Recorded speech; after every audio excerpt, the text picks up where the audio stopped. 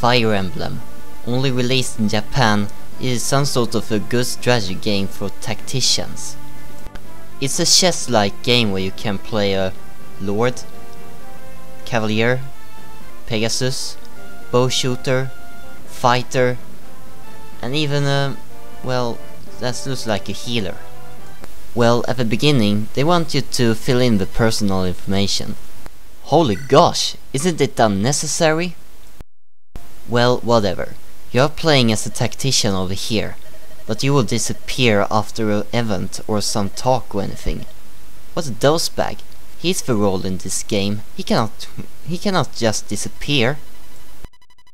But during the game, the instructions might be so very boring.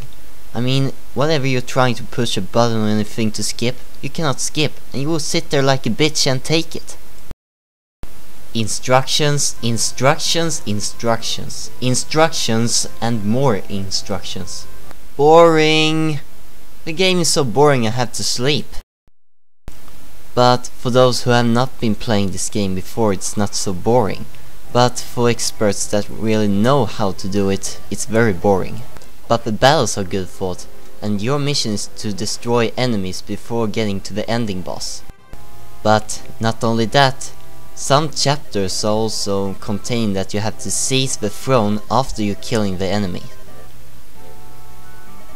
Yeah, have you finished explaining? No, not more instructions! I want to defeat the enemy!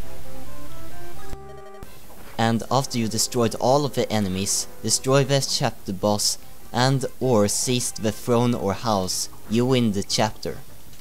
Let's take it and go home! Pow! Yeah!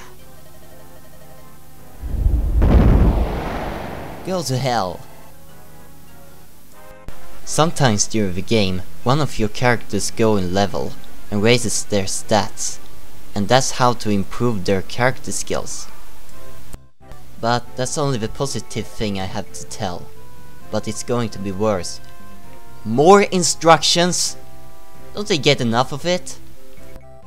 And they do not allow you to move into a cursor you want to go, because they only show what you have to go to. What kind of shipburger are they? As long as you cannot skip the instructions, I agree with Lynn to leave the bandit to the knights. But what do I know? I like the drawings of the anime characters fought, because it's very great and I like manga and anime. After you got the knight, it's going to be worse, like suicidal. In the third chapter, you won't allow the knights to go over these stupid mountains. What kind of shipburger are they? And that just leaves Lynn into a suicidal battle, because there are two men out there and she's going all alone? What kind of shipburgers are they? What sort of function was that? But further in the game, you will gain more and more units, and it's very great, because every chapter after chapter you will gain more units. And that's good, because it will strengthen your team a bit. But sometimes you also hear the theme from the Fire Emblem, and this one is the great. Yeah, that's the song. You heard it before, it was from Super Smash Bros. Melee, man. Very great. But I must say, when getting a Pegasus Knight in this chapter, you find out that they are good in magic, but they are weak in bow. More instructions?